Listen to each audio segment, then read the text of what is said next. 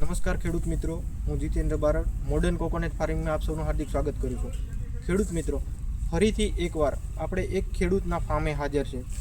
તો અહીંયા આપણે આજથી 4 મહિના પહેલાં આપણે સોઇલ ટેસ્ટિંગ લેબ કરી જમીનનો જે પૃથ્થકરણ કરી અને આપણે આપણી ટ્રીટમેન્ટ ચાલુ કરાવેલી હતી.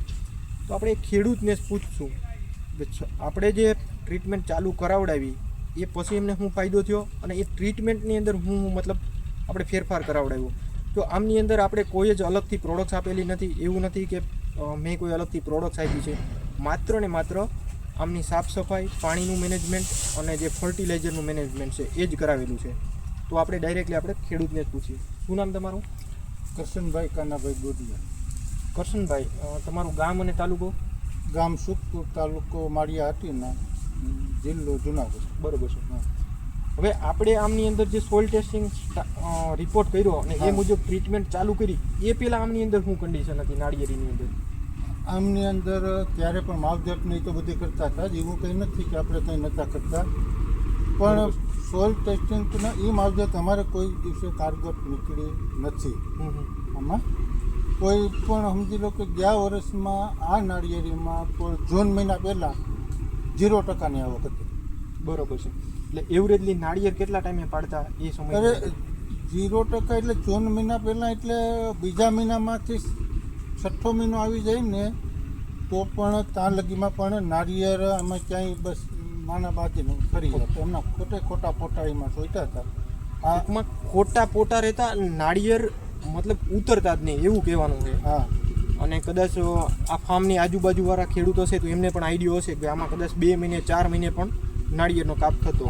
અને સોઇલ ટેસ્ટિંગ રિપોર્ટ કરાવ્યા અને ટ્રીટમેન્ટ ચાલુ કર્યા પછી અત્યારે કેવી કન્ડિશન છે? અત્યારે તમને છેલ્લા 1.5 મહિનાનું તમને આપું તો 1.5 મહિનામાં 15 દિવસે આને બગીચામાં નાળિયેર નથી. બરોબર છે. આજની તારીખ, આજે પણ કપાઈ છે. 10 તારીખ છે ને, આજે પણ 25 તારીખે કાપ્યા હતા, આજે કપાઈ છે. બરોબર. એટલે 1.5 મહિનાની અંદર આ ત્રીજી વખત. એમાં 1.5 મહિના પહેલાં જે ફર્સ્ટ ટાઈમ કાપ્યા ત્યારે 3800 નાળિયેર નીકળ્યા હતા. બરોબર છે. સમજી ગયા? તે પછી 15 દિવસે પાછા 2400 નાળિયેર નીકળ્યા. બરોબર છે. ને આજે હવે ગણતરી કરવાની છે. બરોબર. જે નાળિયેર નીકળે એ પણ એમ સમજો કે 2000ની આસપાસ તો લમસમ નીકળશે. બરોબર છે. હા.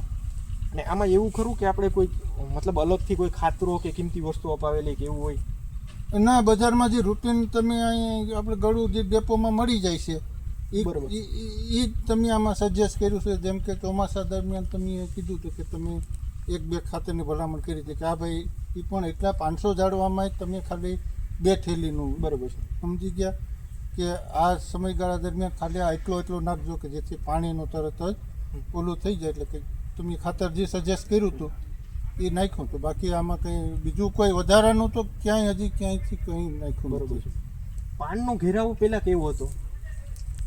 પાનનો ઘેરાવો પહેલાં છે ને એમ સમજી લો કે આપણે વાળ છૂટા ન થઈ ગયા હોય, આખા પત્તા આખા ઓલા થઈ જતા. બરોબર છે.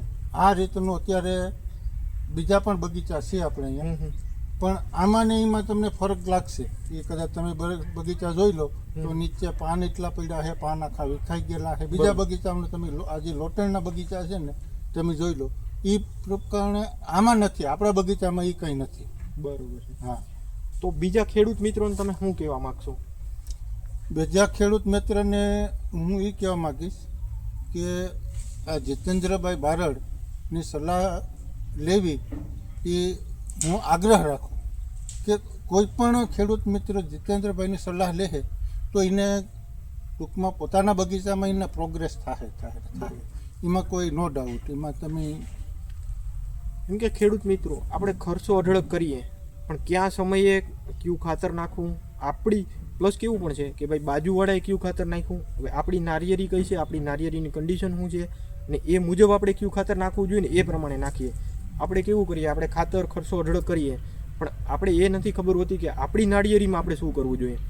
બાજુવાળાએ જે ખાતર નાખ્યું એને રિઝલ્ટ મળ્યું એ જ ખાતર આપણે નાખીએ, પણ હકીકતમાં જો આપણી જમીનની અંદર કયા તત્વો છે, આપણે જમીનનું પૃથ્થકરણ નથી કરાવ્યું, આપણે ખબર જ નથી કે આપણી જમીનની અંદર શું નાખવું પડે ને આપણે કોઈ પણ ખાતર લઈને નાખી દઈએ, નો ડાઉટ રિઝલ્ટ મળવાનું છે એવું નથી, પણ ખર્ચો વધી જવાનો છે. તો જો એકવાર તમે જમીનનું જે પૃથ્થકરણ કરી અને એ મુજબ એમાં ખાતરનો ઉપયોગ કરીએ તો એક જમીન પણ નહીં બગડે પ્લસ આપણે રિઝલ્ટ બહુ સારું મળશે.